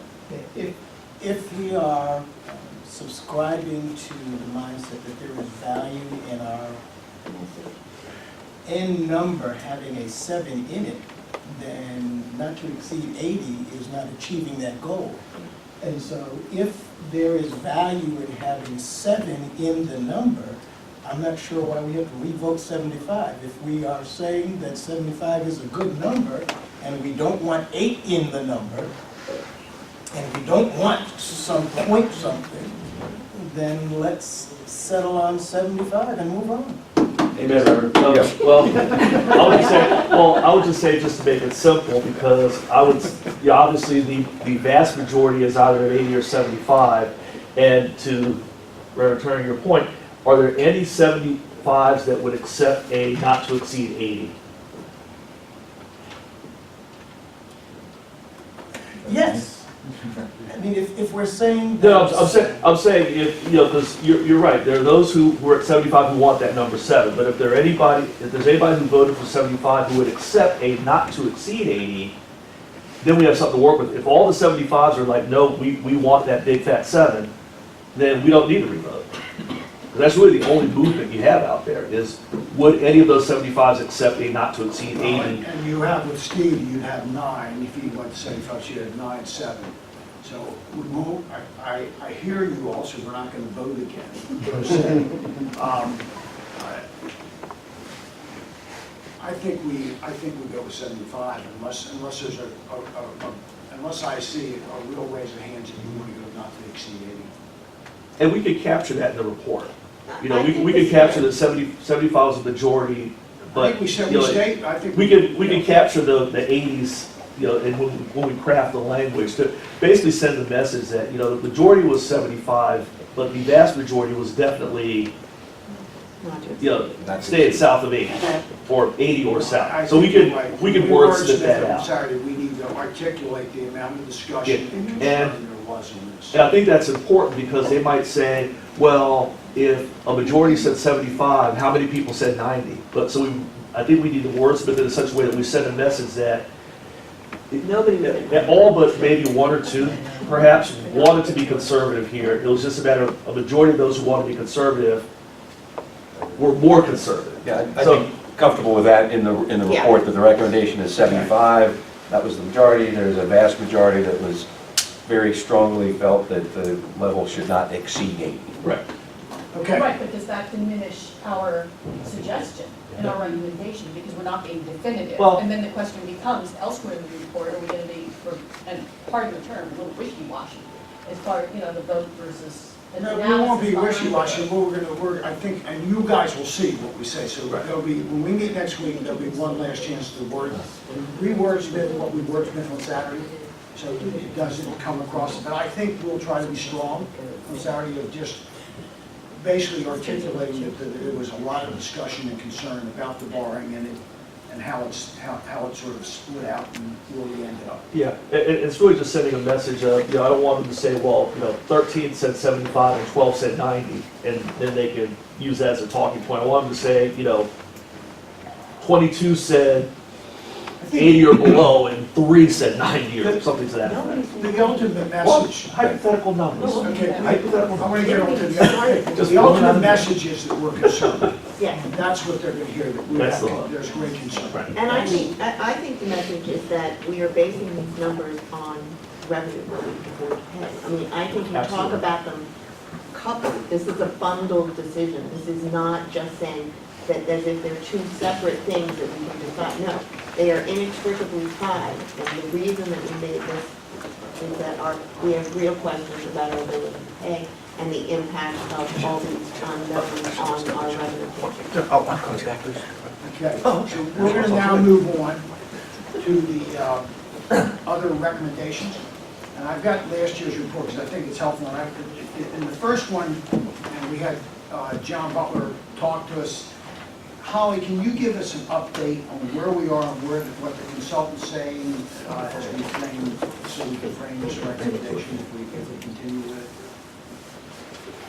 Yes, we actually, we hired, I think the chief mentioned that the other day when he was here, that the consultant talked to several jurisdictions in Maryland that implement this ambulance fee there, so we got some information about how they did that, the potential revenue, and also the initial process will be needed.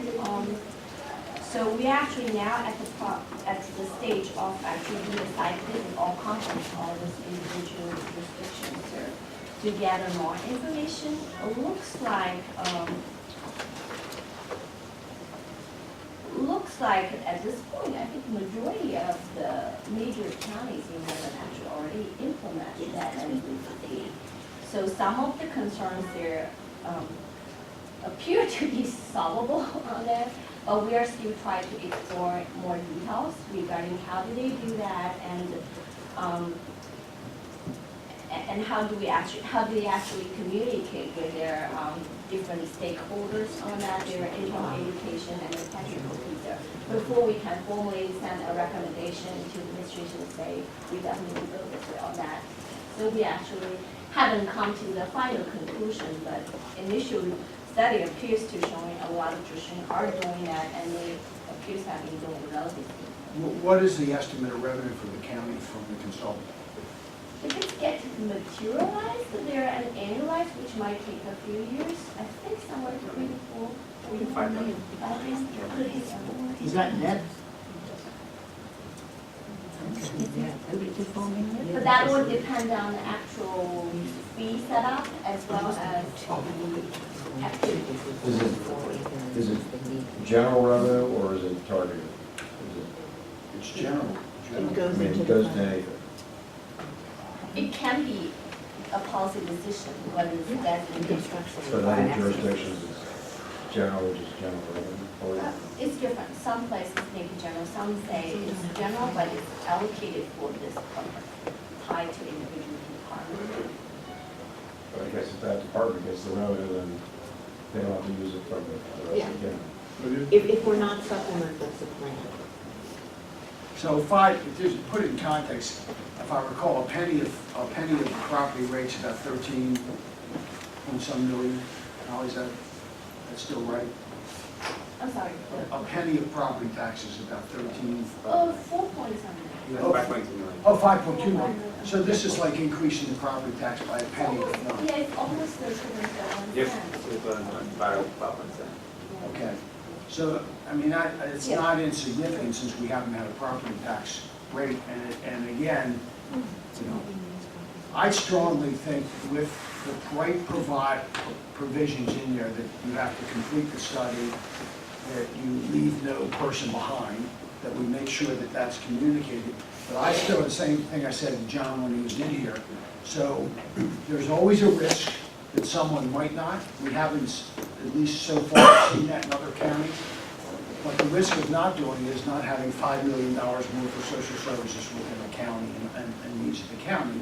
So what's the risk there of offsetting the possibility of one person that, you know, trying to get, so you're absolute in knowing that someone might not do it. And the fact that all the other major counties are doing it, we'll talk to John, but I think we need to move forward with this. It's too much, in a county that's starved for revenue, I think it's too much to leave on the table. That's my perspective. I agree. I've been a proponent prior to the study, so absolutely. Move forward. Okay.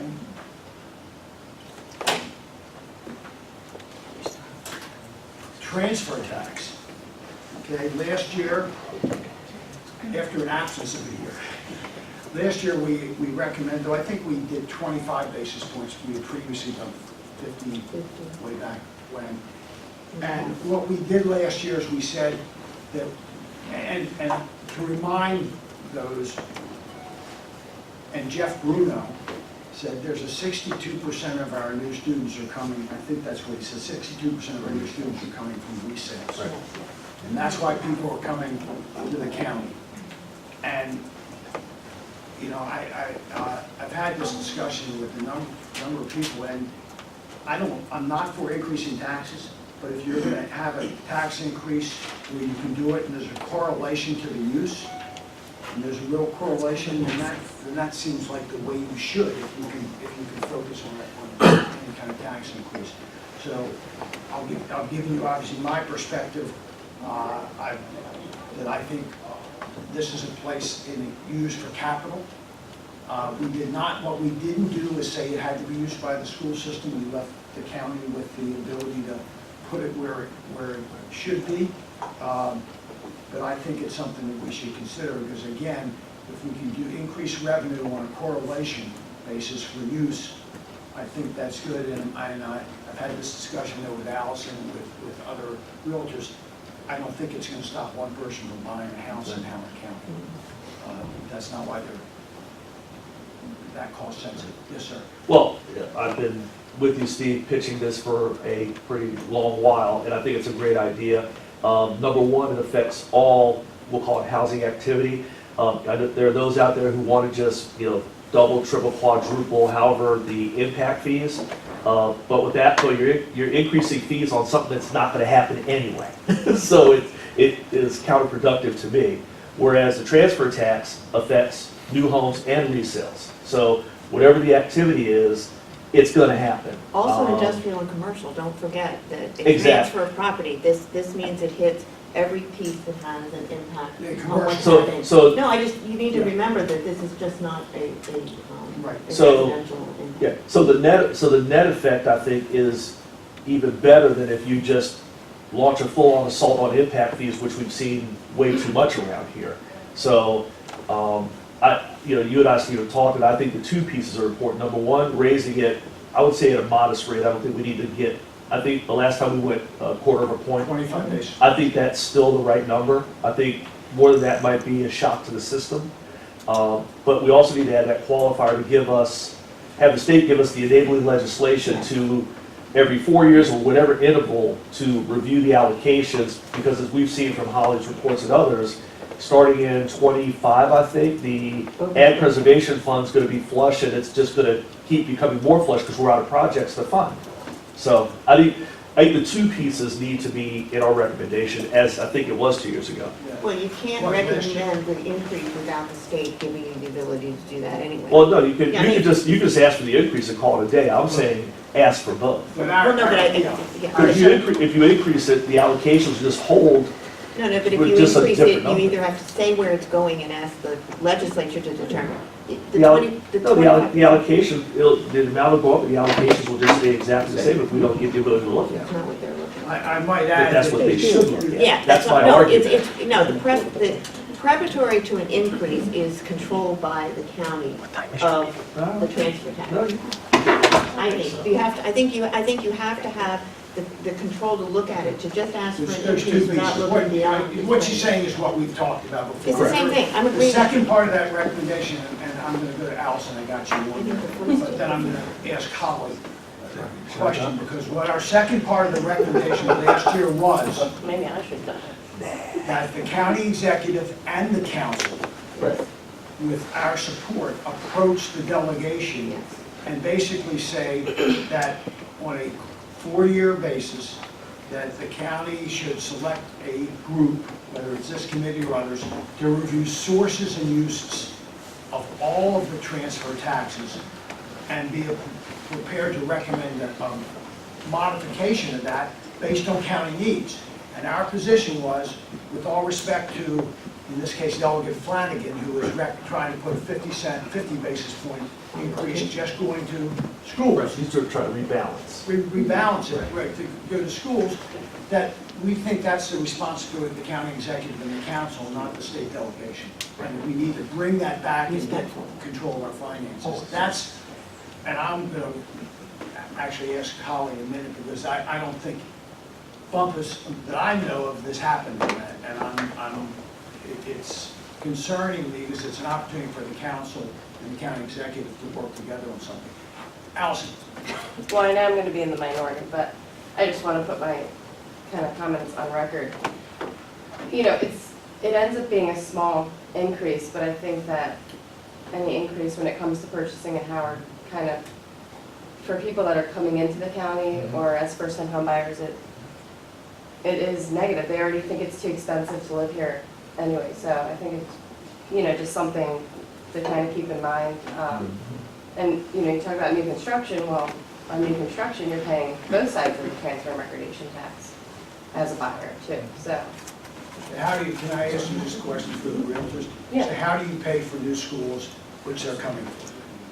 But, yeah, no, I mean, It's I not a zero-sum understand. game. Yeah, no, I understand, I just want to, there's, you know, another side to it. I know that everybody has to, you know, get money from somewhere. Well, if I just, And interest rates are going to increase and prices are going to decrease, so I guess you have to compensate for that as well, so. well, also just for your knowledge, because, you know, when we started this maybe 4 years ago, we said, oh, 50 basis points is fine, you know, it gets amortized over the life of the mortgage, it's, you know, $1.99. And then we were educated by our friends with the realtors that, no, that's a closing cost. So that really was what drove us down to 25 basis points, was like, well, wait a minute, 50 is too high if it's a closing cost. So it would be interesting to see an analysis of what that impact would be, you know, from a realtor standpoint. But from all of our information, we just thought that was a comfortable number. I've heard people out there saying it needs to be a full point, and I look at them like they have 3 heads. I mean, I our won't name names. neighbors in I won't Carroll name don't have names. one, so that would be a really big bad message. So, Some recollection, and my memory is certainly not perfect, but it seemed to me that last year we learned that we were like second or third in the state highest transfer taxes, and that was one of the reasons also why we went lower. Does that figure ring with No, anybody else? my recollection, I do, is we yeah. looked at right. every tax that impacted a user in this county. Exactly. And the We looked fees. at where we stood, and the recordation tax That's the one. was the one tax where we ranked well Right. relative to other counties, and that's why we felt more, it wasn't secondary, that's why we felt more comfortable in that versus we looked at all the other taxes available, and what they were doing in other counties. Because we felt like if you all in, we were still in line. Yes. Even though the transfer tax would be a bit up. That's- Yeah, that So would we balance, did it would the all balance in it to number. roughly. I would like to Jared, get some idea of what kind of revenue you're talking about with a 25 basis point increase.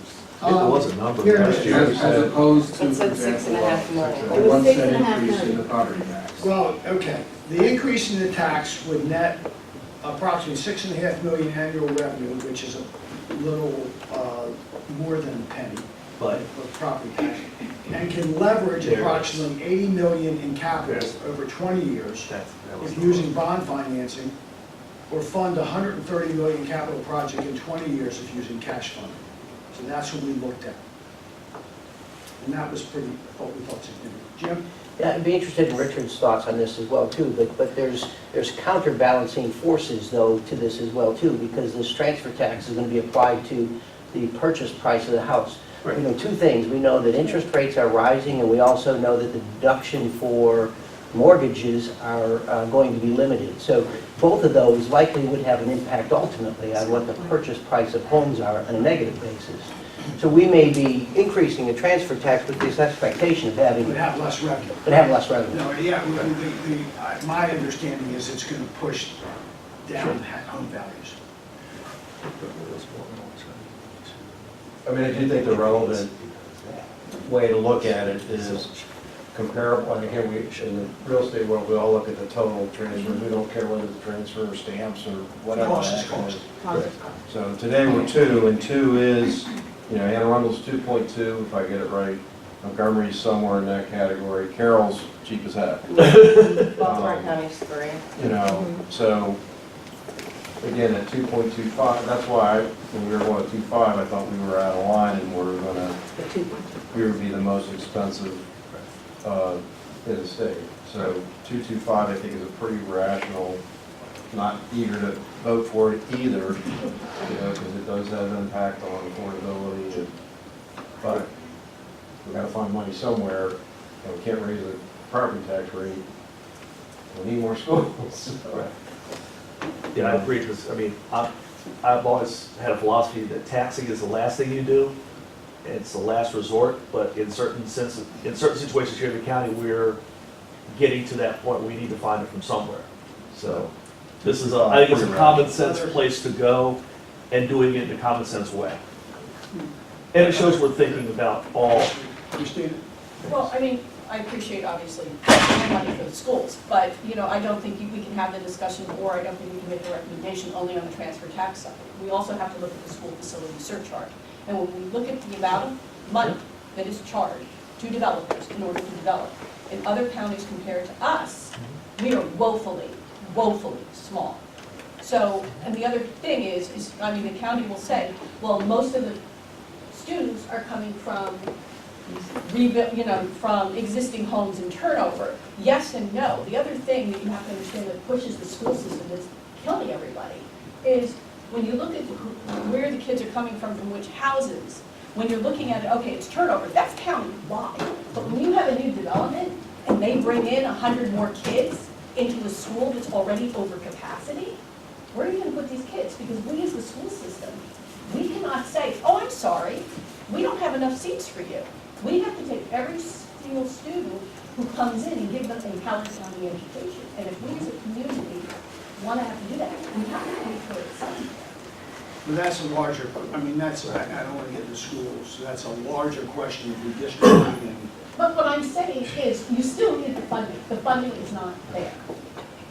So if you don't give us, if we don't get the money to build the schools, and schools are a driver for people to move to Howard County, we're going to end up having to leave Howard County. So you have to decide where you want to do it. I mean, I have seen personally, parents are willing to make the investment in their home to live in. So yes, it's going to stink. I don't want to see anybody, it'd be more expensive for anybody else, but we're at a time now where we don't have the revenue. So where are we going to get it? I mean, we're on the cycle, and we're not. This is one, this isn't the whole solution, but this is one piece of the solution. Well, actually, I don't want to belabor the point, but yeah, I think so We don't want to get into the let's just go. inadequacies of the funding around the school system and the overall county in this particular discussion. Absolutely. I mean, Christy, I'd love to talk to you offline about it. I guess my point, the transfer taxes, you get it from everywhere, not just from one source, but again, I don't want to belabor. Well, and you. I mean, I think we Well, agree, you make the it's same- just in the how. Make the same point when a business comes in and builds a new office building, the school system is part of that decision too, and they're Right. funding it. And that's actually a good part, because that's not coming from. I think that's This one is of the bottom line, main- whether we want to continue with this recommendation. Yes. Yeah. Not- On the transfer tax, right. So let's just vote on it. Do we want it? Flexibility to look at where those two taxes are going. We wanted it last year, do we want it this year? Yes. Well, there you go. Yes, Yeah. Hey, Steve, I think Barbara had a good point. We had it in last year, do we want to keep it in? yes. That's the bottom line. No, I agree. Should we get a vote on that? We just said yes. In favor. Okay. Yeah. Is there anybody against keeping it in? Allison. Okay. Okay.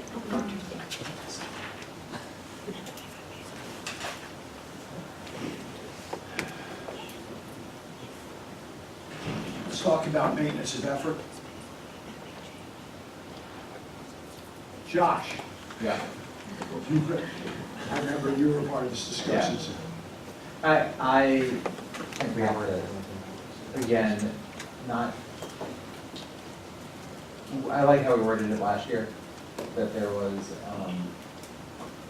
we basically breaking down, and this is for the public, but within the report, what MOE actually is. And that each time that you increase that baseline, you are inevitably taking away your discretionary spending on everything else in the out years, because that baseline either has to stay flat or increase. So it's an impossibility. It eventually becomes an impossibility on our budget to increase maintenance of effort every year. We also know that the executives and the council are going to increase maintenance of effort somewhat. So the way we worded it last year, I thought was adequate, and I'd be in favor of doing the same this year. Just that, it comes with a kind of built-in warning on it. Well, basically, it was recommended basically that when you impact beyond the MOE, it impacts future budgets. Right. And shrinks. With the other reason we said. That was the recommendation, we'll bring this back next week, but the recommendation was that basically saying MOE is something we have to do, but the funding beyond MOE stresses other needs of the county. And that isn't taking away from the needs of the school system, but it's the reality of 68 to 64 and 38%. The language on that in last year's report on the shoulder that doesn't want me to do. Because I forgot mine. The language in that was pretty soft, as opposed to don't fund over MOE. That's right. It would be a change in language. It was, the language was soft. Well, we softened, well, You're just right. It's good. I mean, I think we had a long discussion about this last year, and we felt last year, and it was still recovery instead of full force, full employment economy. But we wanted to put as much of the decision on the elected officials. We didn't think it was really within our ambit to say, don't fund schools beyond MOE. I think we wanted to make the point that it necessarily causes consequences beyond just what you're doing this year, but it was not, we didn't really want to wrap their knuckles on it. And I don't necessarily think that we should do it this year. It's maybe in future years, but it's an incredibly sensitive topic. It's probably more sensitive than AFO. And the language was very kind. It says, without significant revenue growth or new sources of revenue, any decision to fund beyond NOE produces other things. Well, are we seeing significant revenue growth or new sources of revenue miraculously showing up now? Right, but how is that different than? Yeah, Dwight, I think what we're trying to do, because remember, this is a communication to the county executive and the council, but it's also a communication, and we've attempted to do it last year, we're going to attempt to do it broader this year to the citizens, is to educate them so that they understand the impact of what we do in the county, and the financial impact of decisions made or unmade. So it's not to say we know everything. What we're saying as much as you all should be aware, not just the county executive and the council, but you all should be aware of the decisions you make and how it impacts. And I would also be sensitive, we have a new superintendent of schools, a somewhat new board, but we have new superintendent of schools who don't have a contract yet. So he's a little bit of eggshells. And if you go and look at the other recommendation that we made last year, which was also a communication about the school system and about the need to look at expenses and look at their internal operations. And I think that's still... I think one of the things we could do this year would be to bring a little historic statistics in here and just show, because I remember last year when we looked at it, was it in the late 90s, school system was below 55% of our budget, and then each year that we've prepped up funding beyond MOE, it's now 63, 62%. So maybe if we put in a little bit of historical context of each time that you go beyond MOE, what it does for the actual rest of the discretionary budget would be useful. But I think one of the things you have to keep in mind is that the transfer of the pension came with no increase in revenue and artificially boosted MOE to a level, and yet the entire cost of the pension is not included in MOE. Any increases past 2017 have to be taken at a base. And if you're just thinking reasonably about how you fund, and I'm not saying that we don't need to be cautionary here and conservative, but on maintenance of effort, you cannot increase salaries and you cannot advance new programs. So if you are going to stay where you are with increased people and you're only going to get the same amount per student as you got before, and all state formulas are based on that, then you essentially are saying that you are not just freezing what we're funding, you're freezing what can be expended. And if you get more people, you get more teachers. That's the way it works. I don't think that we're saying to flat fund the schools. just saying. That's what that- MOE is. No, no, no, MOE no. is the same amount per student. We're saying, we're putting it in a context to let them know that any increase in school, so if you go percentage-wise of the budget, if the pie is not expanding, and 63 becomes 65% of the budget, it means it's going to. That is not just the schools, that is the library and college too, just to. No, I understand. Okay. I'm gonna comment. No, they don't get maintenance. Jim, I just had a question, just to go back to what we had seen in terms of the requests coming forward. So the request coming forward from from the school board with respect to the budget for the schools and the increase over last year, what does that, from a percentage basis, what does that, well, let's put it in context, it's much more reasonable this year. In the last 2 years, it was greater than the money growth we had in revenue in the county. I'm just trying to understand the delta between what we're recommending in terms of an increase at 1.75 and what they're actually asking for, because if that is a material difference, then that's putting a pressure on all of the non-school spending, right? I mean, you're going to have to reduce. 1.7 million is more than the 1.7%. Yeah, how much more? Entire counties. No, I'm just asking, how That's much? about 18 million increase for the county. Total, the 1.7 is 1.75 18 million, they requested. recommended by the committee. The But- total county's general fund is like But 18. at 2.2%, it still sucks up most of the growth. I think the issue, if you look at our recommendation last year, it was a comment, and I got asked this question at Leadership Howard County. We presented this to them with Holly, and they said, I get it, the recommendations make sense, what should we do? And I answered that it's not the role of this committee. We're not to be prescriptive of how to. But I said to the gentleman who said that you're in business, I'm in business, all businesses, whether it's government or private business, you sit down at the beginning of the year and you say, here's what we have to do and here's how much money. And if the money is cut, it's never, the question from management is never, you're going to reduce services. It's never, you're going to reduce the quality we give to the client. It's saying, how are you going to do it more efficiently and effectively? We're not telling the school system that Christine here what to do. But inherently, like the comment I made to Christina when we did the orientation, I said, and I like Mike, but I'm just saying superintendents don't take risk because there's no return on investment for them to do it. And it's a college president or community college president, unless you have an incredibly strong board who says you can take it because we're going to protect you, we're going to take the bricks. That's hard to do with an elected board. It's just hard to do. So what we're challenging is, because my perspective, my answer to that gentleman was, if, and we're not saying it in here, but if you basically looked at the issues and the school system said, I'm going to zero line everything and say, how are we teaching, how are we doing everything, is there a way we can do it more effectively? And you brought in the intellectual capital, which is within this county, and do that, I don't know if you'd solve it, but I think there's the potential to find solutions to achieving education and learning at a more efficient and effective way. And that's not being critical, I'm just saying we have to look through that opportunity to do that. And I think that it's the way the structure is set up, it's hard to push that.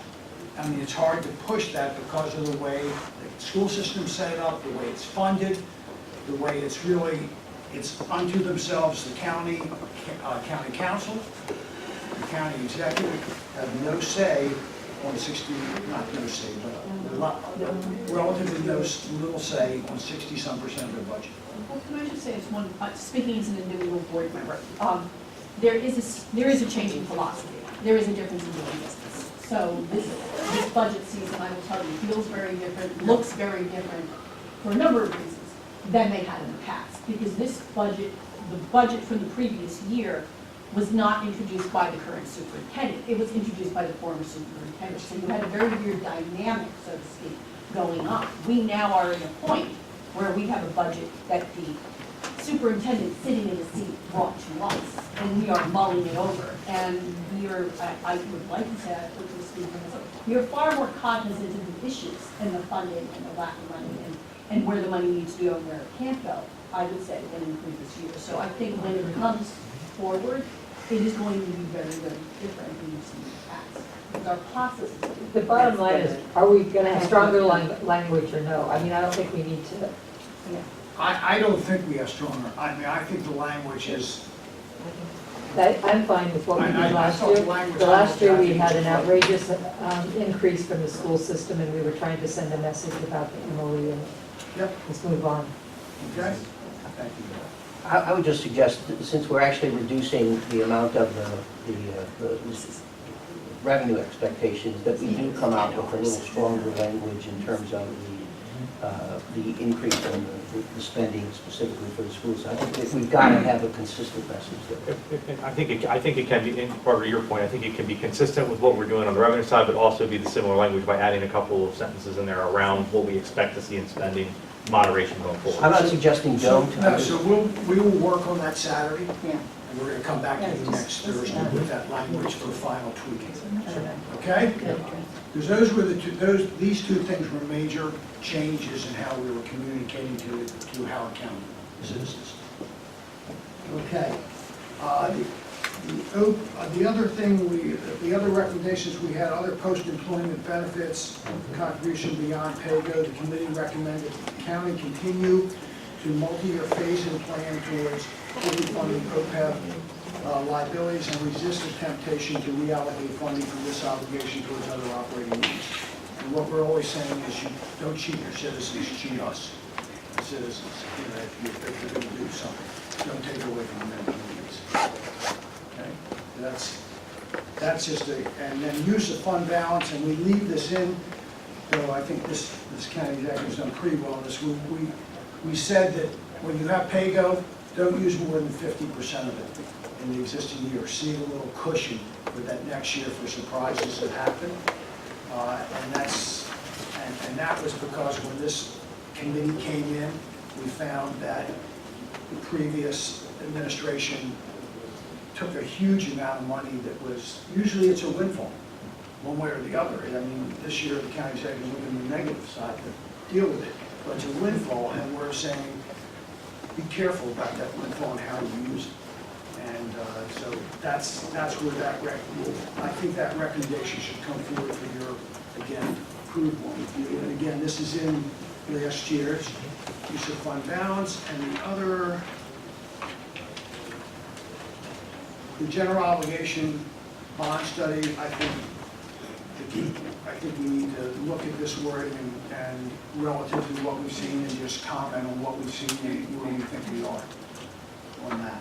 And that was because 3 years ago we said we couldn't make, I think we said it's just people coming off the street, we couldn't make heads or tails of what the county really had out there in the obligation. And I, with Stan and Janet's in there now, we've made progress. But we, I think, are pushing that progress so we have a good sense of what our exposure is. And the other thing was really, I guess we call it structural. Revenue expenditures, multi-year projections. We said we really want to see from Holly and her team looking at 5 years. And because we didn't want to be surprised if we look at these trend lines to find out that we have a shortfalls coming. And sort of how you dealt with this a little. Yeah, you did this in your presentation, which which was telling. That's led to 1.7% or 1.75%. In terms of the IT investment and efficiency, can you, Holly, tell us what we've done in IT? And I brought this up because I was on the transition team and I happened to look at HR. God knows why they put me in HR, but I looked at HR and they were still, this is 4 years ago, we're still doing paper time cards and paper, and I just felt like if we were going to push in, we have 800 employees or whatever, we have a large number of employees, that if you were going to use IT and leverage it, the first place I'd leverage it in your personnel thing, that you had SAP, and I just don't, I haven't seen anything happen. We actually in the process of doing time attendance and electronic solution, and implement new modules in the SAP, which is the enterprise-wise comprehensive system on that. So we are in the process of doing that. And also we are working closely with our technology department. We have our working new director, with lots of good ideas on that. And we definitely, especially when the fiscal condition is not good and the economic outlook for future years is also, is relatively moderate growth here. So we are tapping into all the possibility of using technology to gain efficiency and improve process. And we are actually doing some pilot project internally, try to streamline the procurement process as well. So there are a lot of good things happening. And the FY 19 and 20 hopefully looks like it's very promising. We should have more initiatives on the technology side that can gradually transfer even more productivity and some savings down the road. Can you put some comments as to that? What's this on Saturday, there? so we can look at that, because I think we still need to keep pushing that technology from a cost savings standpoint. The other recommendations that we had last year was was a recurring recommendation, partnership, commercial-based development. The committee recommends the county in cooperation with EDA continue to aggressively pursue new business employment, technology businesses. As further discussed below, the county's commercial base continues to grow above the state average, which is important for us. The county should continue to seek opportunities to leverage resources to attract business, increase support, entrepreneurship, innovation, small business, diversify employee base. That's important to us. I think we need to keep that in, but it goes and it will tie into the need to do an apple study. Because it runs counter. There's a correlation between new businesses, between new buildings, and ability to house people to come into the county and the ability to educate them. All those things tie together, and we need to amend this to tie that together. And that really, last one's on communication, but that really gets to APFO. So let me share what I think we're going to try to tackle on Saturday and come back to you with some language. Our position on APFO is not to conclude anything. That's not the role of this committee to say it's good, it's bad, it's indifferent. What our committee needs to come up with is, before this group meets next year, is to have good direction in terms of what the impact is on that. And so what my thought process that I went through, and actually talked to Ryan Frederick when he was in, and Richard, is that we want to recommend to the county executive that we take this and sort of give the assignment of coming up with the RFP to this committee. Now, he can do what he wants, but I'm trying to take it out of the council and out of the county executive and put it out of the politics of the moment, because and what people want or how they feel. And say, we just want to know. Just like everything else, we just want to know. And so we brought together, after last week's meeting, we had, I said to Holly, who are the best people in the county to tell us how we should go about this? And we came up with Greg Denny, who works with the council, Jeff Bruno, who is incredible and has done this type of work in the past, in his prior life, and knows the demographics, and Holly. Each of them had problems with the EDA report relative to the financial impact. And being fair to Larry, who's not here, that was, they wanted to get something on the table so people could understand. So it was done quickly, and I will tell you, I had a note from Craig during the week telling me that Greg Fox and John Weinstein sort of tore apart part of it.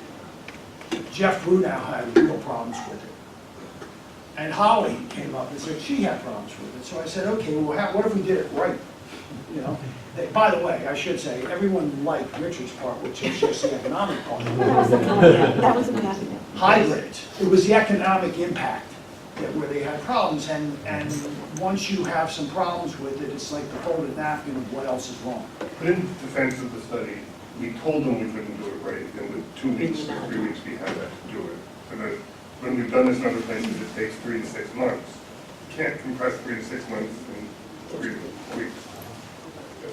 We understand that, but I agree with you. The problem is, once you go into a political process, they don't care. But we warned, what I'm saying is we warned everybody. Oh, no. Well, you did your due diligence, but I'm saying when EDA took it to them, you're going into it was a political climate in that committee, in that council. There's a political climate throughout the county on this. The reality is, it's what people feel and want. And that's, I'm not saying they're right or wrong, but it's about feelings and fears and all this other stuff. We just want to get information. So what we want to try to come up with some language over on Saturday is to how we would construct this. We met, Jeff said, I said specifically, Jeff, if you were doing an RFP on this and putting together, could you do it? He said, yes, we can do it. And not only that, similar, he said, and I know what I would think of the consultant who really has done this before, could do it. So we can look at, that's a procurement issue. But and what we talked about was not getting into APFO in terms of, is it right or wrong, but there has to be a correlation and relevance of APFO to this whole process. So we're going to ask him, who are we looking at that too? And I keep learning because of people in this room.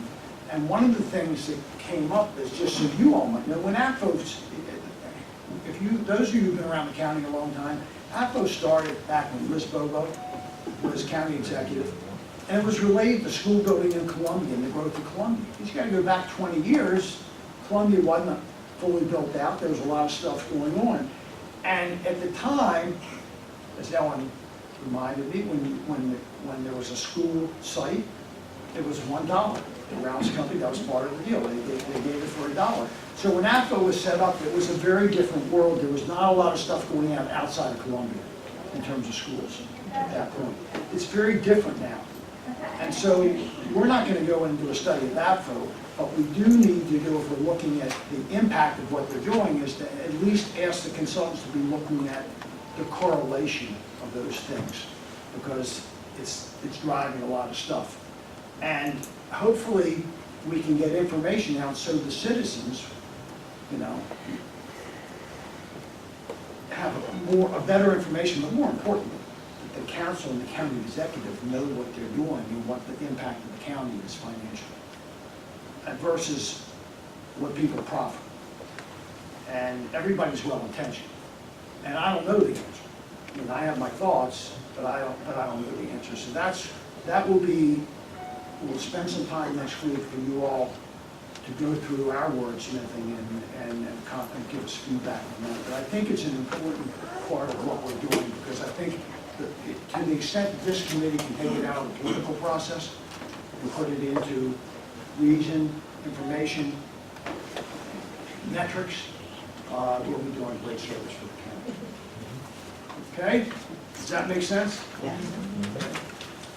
So, those who are going to be meeting with me Saturday will have coffee and donut holes. Leftovers. We've allocated 4 hours for some of this. And then we'll be back to next Thursday, which was our snow day, to try to tie this report up. And I want to thank you in advance, because I gave her a few of the credit earlier. Raul's pretty amazing. We're going to go there, and what he did last year is he will give us sort of a report, and then what is amazing, there's a lot of discussion that goes back and forth, and a lot of wordsmithing, and we end up with a report that we bring back to you. And I like it this time, because this time we actually not mail the report to you, but we'll mail it to you, and then we'll discuss it before we move forward. And, I appreciate the discussion today. Last week was terrific. This committee has done great work, and I continue to become smarter by knowing things. So, next week, God willing, yes. There you go. Sure.